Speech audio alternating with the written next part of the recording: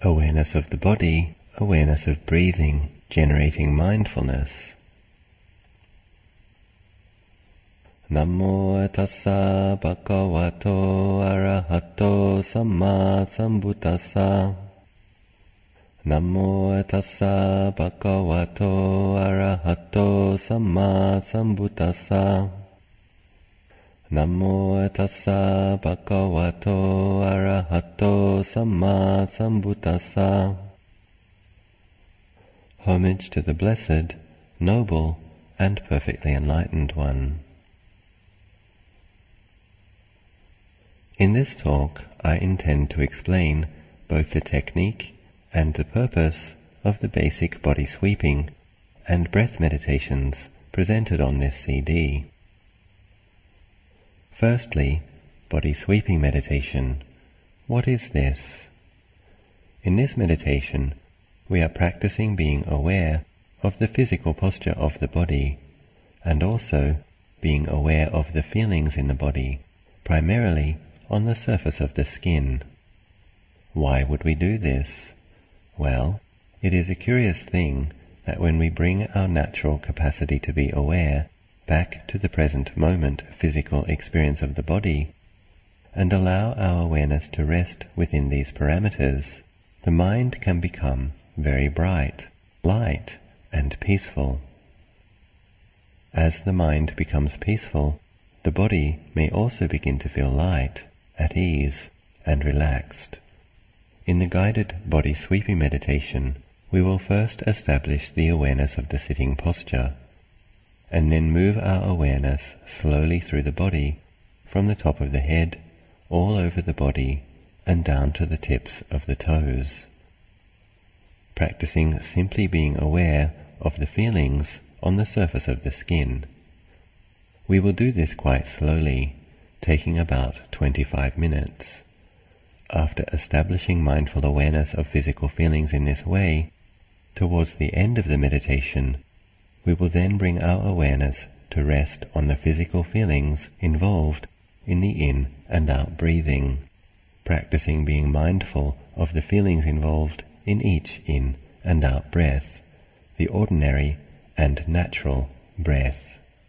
This sounds simple enough in theory, but for beginning meditators, and for many meditators at times, this simple task can actually be a little challenging. Why? Simply because we have not practiced using our awareness in this way very much in the past. For most of us, the external phenomena of the outside world have occupied much of our attention most of the time. What this means is that we have been sending our awareness outside of the body, out into the world almost constantly, and not actually keeping much awareness or attention inside of our physical bodies. I think that this is perhaps one of the reasons that many people can have difficulties meditating upon the breath. We have become so habituated to being busy and doing complex things with our minds that staying with the breath seems almost too simple. The body sweeping meditation is one good way to re-establish a present moment body-based quality of mindfulness. Once we have done this, meditating upon the breath becomes much easier. There are, of course, other ways to collect the mind a little before commencing breath meditation. Many people find that doing 20 minutes or a half an hour of chanting is a good way to bring the mind back to the moment. Some people also find that after a half an hour of walking meditation, the mind is much more willing to settle upon the breathing. By doing practices like body sweeping meditation, or chanting, or walking meditation, we are beginning to settle and prepare the mind to be more receptive to the simple, more subtle meditation upon the breath. It is a good thing to notice in your practice, whenever you attempt to do a session of breath meditation, does your mind stay with its object? Most of us still have some challenges with thinking and mental wandering while on the meditation cushion, but there are degrees to which this is a problem. If the mind always seems to wander during the sitting meditation, you might seriously consider doing some preparation before you come to the actual session. If this seems relevant to you, you can experiment for yourself to see what seems to help. For most modern meditators, the thinking mind is somewhat out of balance. We have trained ourselves to think a lot, and so when we come to meditate, the mind naturally tends towards thinking. In our mindfulness of breathing meditations, we are gently trying to train the mind to simply be aware and to rest in awareness, to learn to put aside thinking for short periods of time. By making time to meditate daily and training our minds to understand that the time for mindfulness meditation is not the time for thinking. But since our thinking habit is very deeply ingrained, we all have to be energetic and also very patient with training the mind in new ways. Of course, analytical and reflective meditations are equally valid forms of meditation, but it is generally accepted that training the mind in mindfulness of breathing lays a good foundation for such meditations, because unless we have trained ourselves to stay with a simple meditation object such as the breathing, it would usually be quite difficult to stay within the parameters of reflective meditations, which utilize thinking within prescribed boundaries. If the mind wanders a lot in breath meditation, it will probably tend to wander in reflective meditations as well. Training the mind not to wander is easier to do with breath meditation than with reflective meditations in general, especially if the method of counting the breaths is used. For as soon as the mind wanders, we lose track of the number, we notice this, and we start again. Once the mind has been trained in a new way, through repeated meditation, and understands that it does not need to think all of the time, obsessive thinking generally becomes much less of a problem. Many meditators have observed that once the mind has experienced some peacefulness in meditation, it begins to recognize and value this kind of experience as well, and then subsequently becomes much more willing and able to put unnecessary thinking aside. This is a tremendous relief for people who worry a lot. In mindfulness-generating activities such as body sweeping and breath meditations, we are training and practicing to simply be aware. During the meditation session, we are trying to put aside many of the activities which habitually clutter the mind's innate quality of natural awareness. We are practicing letting go of perceptions about the world, thoughts and concepts about the world, thoughts and perceptions about ourselves, and thoughts and feelings about other beings in the world too, to whatever extent that we are able, for short periods of time. We practice this letting go by taking up a meditation object, such as the awareness of physical feelings in the body, or awareness of the in and out breathing. These two types of meditation have been presented in guided forms on this CD. When the mind takes up a meditation object correctly, the other things which usually occupy it, such as conceptual or discursive thoughts, simply and naturally fall away. But this is a process that we all need to understand and gain a lot of experience of. This is why I have presented the guided meditations on this CD in the way that I have, to demonstrate several ways to facilitate this process, the process of gathering the mind and bringing it to settle upon an object. I am suggesting a progression as follows. Do the body sweeping meditation a few times, becoming familiar with it. Then move on to the breath meditations. You will notice that each of the breath meditations begins with an abbreviated form of the body sweeping exercise. This is intentional. The idea is that we are gaining some experience in gathering and collecting or grounding the mind before turning to the more subtle breath. With regards to the various noting methods that have been suggested in the breath meditations, there is also a consistent progression. Essentially, going from using mental noting quite a lot, and then, as the meditation progresses, noting less and less, hopefully settling more and more single-pointedly upon the breath. What I have presented here are some methods and techniques which I have found useful, and which others have found useful on some occasions when I have been invited to teach. I hope that you find the way that these methods have been presented helpful too. Of course, I am not an expert on jhana, nor am I an Olympic-grade anapanasati practitioner. I do use breath meditation as the foundation in most of my own meditation, and I can generally make my mind a little bit peaceful in most meditation sessions. But for personalized and specialized guidance with breath meditation, you will need to find an experienced teacher. For those of you who do not have access to an experienced teacher, it is also good to feel confident that by understanding the basic process of meditation, with enough sincere effort and repetition, you will learn a lot about meditation all by yourself. You will come to understand how to make your own mind peaceful, at least to some degree, and quite possibly to a significant degree. And so when using this CD of guided meditations, and throughout all of your own practice as well, I encourage you to observe your own meditations and observe your own mind. Experiment and adjust the various methods of counting or noting to suit your own character. Find what works for you. In the breath meditations which utilize counting, it is important to remember that counting the breath is not the main task in the meditation.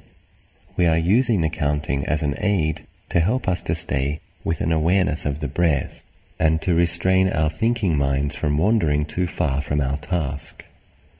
In all of the breath meditations, we are aiming at recognizing and developing awareness, natural awareness. The mental noting helps to keep us from straying too far from this task. During the process of learning how to employ mental noting techniques, meditators generally become more and more skilled at recognizing thinking as merely thinking, and a thought as merely a thought, and through experience generally become more and more skilled at dropping these thoughts and simply returning to the breath. Some people might not think so much, but rather frequently fall asleep. If this is the case for you, try meditating in a bright and open space, and make sure that your seat is not too comfortable. If you are meditating at night or in the early morning, you can leave a bright light on, if possible. Some people find that washing the face with cool water can help them to wake up and start again as well. I will take the opportunity now to say a few more things about breath meditation and the process of developing meditation in general. Many of the following points are things which my own teachers clarified for me over the years. With breath meditation, initially some people can have a habit of forcing the breathing. At first, it might seem difficult to pay close attention to the breathing without subtly trying to force or control it. This is an important thing to be aware of, because if we are controlling the breath in the meditation, the mind will probably not become very peaceful. However, if we simply allow the ordinary breath to come into the body and then leave the body naturally, and rest our attention upon the physical feelings involved in this process, we will be learning how to let go of doing and controlling activities performed by a perceived self, and learning also how to rest in natural awareness, mindfulness, something which has nothing to do with the self. Obviously, if we become skilled at doing this, we will be able to derive tremendous benefit along the path of developing insight. When we are meditating with the breath, we try to be aware of the natural breath, simply placing our awareness on the process of breathing, being aware of the feelings involved with breathing, being aware of the breath coming in, and then aware of the breath going out. It is a curious thing that when we can simply stay with the natural breath as a meditation in this way, the mind can become very happy and peaceful, very contented. Meditating upon the breath can have a lovely, calming and pacifying effect upon the entire body and mind. It can also lead the mind into very powerful states of concentration. Considering all of these things, we can see that breath meditation is potentially quite a profound activity, leading to states of calm and peacefulness increasing the power of the mind and laying the foundation for developing insight. But if we have not meditated upon the breath very much before, or if we have not been meditating correctly, it can take some time to get these kinds of results. And this is perfectly okay. Try not to get too stressed about trying to be peaceful. Right from the beginning, it is important not to be in too much of a hurry. When we enter the realm of meditation, as well as learning new ways to focus, we are learning how to relax and learning how to be patient. As a result of these kinds of qualities, focus, effort, determination, relaxation and patience, peacefulness will come along by itself, in its own time. Occasionally, some meditators can actually be a little frightened of peacefulness. It is important to become conscious of this. On one level, we want to let go of stress, but on another level, we are frightened of the unfamiliar territory of peacefulness. Perhaps this is because if the mind were to become truly peaceful, there would not be much of a sense of a self or a personality present in the experience.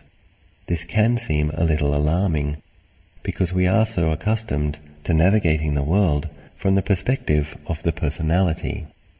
At times like this, it is good to contemplate the drawbacks of remaining attached to a deluded sense of self, and good also to try to increase faith in the value of letting go. If you have met truly well-developed teachers before, well-practiced nuns and monks or meditation masters, try to bring to mind their inspiring qualities.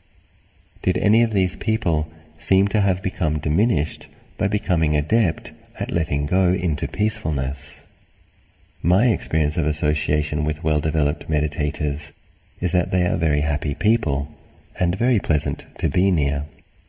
You can bring to mind also that these meditation practices were recommended by the Buddha, the most wise and compassionate being that ever stepped upon this earth. So if you find that during the course of your meditation that it seems like you are about to disappear, don't worry about it. Go ahead and disappear. Simply relax and enjoy the spacious, uncontracted feeling. Enjoy it while it lasts. When you come out of your meditation, you will have a lot more clarity and calm, and will be able to live a more focused and skillful life. Most people who meditate a lot will experience some interesting or curious phenomena. Some meditators experience these things only occasionally, whereas others may experience them quite often. During the course of the meditation, some people might begin to feel extremely light, and perhaps feel as if they are floating. Others might feel very large and spacious, as though they had suddenly become as big as the sky. Others might feel enormous, yet dense and heavy, like a big mountain. At other times there may be feelings of rapture or bliss rippling through the body to the point where tears of joy stream out of the eyes. Ajahn, one of my teachers, has explained that all of these phenomena are a type of rapture. These things are a good sign in the sense that they signal that the mind is beginning to collect or become concentrated. If any of these things occur in your meditations, it is important to understand that all of this is actually quite normal. Millions of people have experienced these things before. This is simply what can happen when a mind begins to become deeply concentrated. Generally, my teachers have encouraged people to try to move past the feelings of rapture into a deeper, steadier quality of cool tranquility, if possible. In developing meditation, it is important to remember not to become too excited or fascinated by these kinds of experiences, understanding that these feelings are arising because we are with our meditation object in a focused way. It is as simple as that. When this occurs, if you suddenly start to get excited, you will most probably find that the pleasant or peaceful feelings will quickly disappear. The mind will return to a superficial or agitated state. Should rapture arise in your meditation, remember to simply stay with your meditation object, primarily the breathing, allowing it to lead you into deeper and deeper states of calm. It is important to remember, after the meditation as well, not to become proud and puffed up because of an interesting meditation experience. Similarly, try not to get depressed if nothing interesting ever seems to happen either. If the meditation is blissful, try to remain patient and humble. And if nothing happens at all, try to be patient and humble as well. This way you can be peaceful. Don't go too far up or too far down. Try to stay in the peaceful middle. Not everyone will experience such things, or at least not that often, but it generally is the case that the pleasure which comes from meditation can be very blissful and subtle.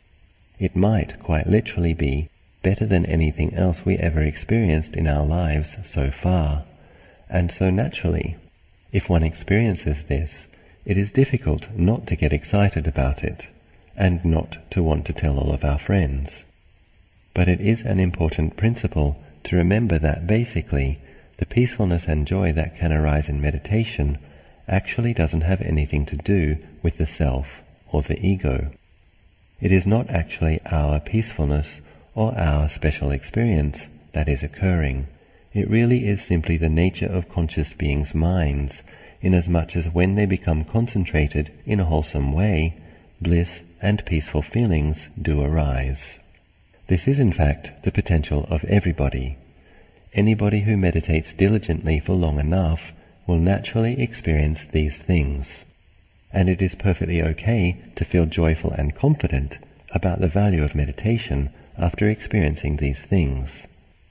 But it is usually because of letting go of attachments to our egos that such peacefulness and bliss can arise. If we start to get proud about these experiences, we will in fact be undermining the very causes which enabled the experience to arise. Whereas some people might think a lot and may not experience much deep peacefulness, other people can be at the opposite end of the spectrum, perhaps due to diligent efforts in past lives. It seems that some people's minds are simply ripe or ready to rest in very deep states of peacefulness. For these types of people, different phenomena can occur. Should you find that you are becoming very peaceful and your breathing becomes very refined and shallow, my teachers have explained that it is important not to panic. What this usually means is that the mind and body are becoming relaxed and serene. When the mind and body are peaceful in this way, less oxygen is needed. The mind simply rests more and more deeply inside, using less and less physical energy. For some people, as the mind becomes increasingly peaceful, the breath can even seem to disappear. Once again, don't panic. The thing to take notice of is the quality of the mind. If you are peaceful and experiencing a deep sense of well-being, there is nothing to fear. Relax and enjoy the peacefulness. The mind will move from its peaceful state once it is ready, and the breath will be there again. Sometimes when the mind is becoming peaceful, there can also be a sense of light or brightness appearing before one. Even though the eyes are closed, there seems to be a bright light in front of one. Once again, don't panic or get too excited. This is simply another one of the phenomena that can arise when the mind is becoming peaceful. Should this occur, the best thing to do at this time is simply to stay with the experience of peacefulness. In doing this, the light or brightness may become even brighter, which is fine. Just stay with the peacefulness. Once again, many people may not experience this, and this is fine too. I am a little reluctant to bring the next subject up, but recognizing that it might be helpful for some people, I feel that it should be included. For those rare meditators who might occasionally have visions of beings who may be from other realms, be they either angels or ghosts, or hell beings, or whatever, Ajahn Chah and Ajahn Achalo, a disciple of Ajahn Chah, would never make much of a fuss about this. Whenever I heard people describe these kinds of experiences to Ajahn Achalo during my times of living with him, he would most frequently say, just spread metta, radiate loving kindness. It is interesting to notice that in saying this, Ajahn Achalo neither confirmed or denied the experiences of the meditators. The Buddha does mention that it is possible that such beings can come to rejoice in the good practice of meditators. But Ajahn Achalo and many other meditation masters as well stress that it is important not to become too desirous of these experiences or too fascinated by them, stressing that they are also not self. After considering at length Ajahn Achalo's responses on these occasions, I can see that it was a very skillful advice. Essentially what he was saying was, stay with your meditation object, don't get pulled out by anything. Stay centered, grounded, and mindful of your own experience in the present moment, in your body. This kind of advice also discourages the kind of delusions which can occur when people think that they are seeing such things, but actually are not. The mind can be tricky. However, if we train in responding skillfully to all phenomena, be they either gross or subtle, and refrain from becoming fascinated or obsessed with anything at all, we will be laying down some very good foundations and habits which may prevent a lot of suffering. So if these kinds of things ever happen to you, remember that the advice of the great masters is, just spread loving kindness and simply stay with your meditation. Don't make anything out of it. Before ending this talk, one other danger or hindrance which I should mention, not a danger to you so much, but rather a danger to the progress of your meditation, is a latent desire for these kinds of unusual or special experiences.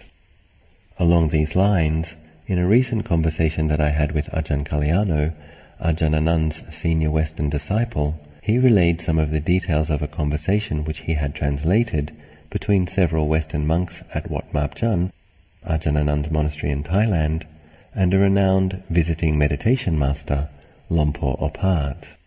The Western monks had asked Lompo Opat how to give rise to success in their meditation. Very frankly and simply, Lompo Opat had replied, "Don't be greedy. In the meditation, don't be greedy." To have success in meditation, one has to put aside desire and craving. Ajahn Chah, of course, said the same thing, and so does Ajahn Sumedho, Ajahn Pasano, and Ajahn Achalo as well. The message seems pretty clear. Generally, the best thing to aim for in meditation is some simple peacefulness and consistent mindfulness. We should have an attitude of being willing to be content with whatever quality of peacefulness comes about of its own accord. At the same time, of course, we should put forth a lot of sincere effort to truly be with our meditation object. These attitudes and habits are both dependable and sustainable, and ironically, this is the attitude which actually gets the best results. Sometimes our meditation will be very peaceful, and sometimes it will only be a little bit peaceful, and other times perhaps not very peaceful at all, and this is okay.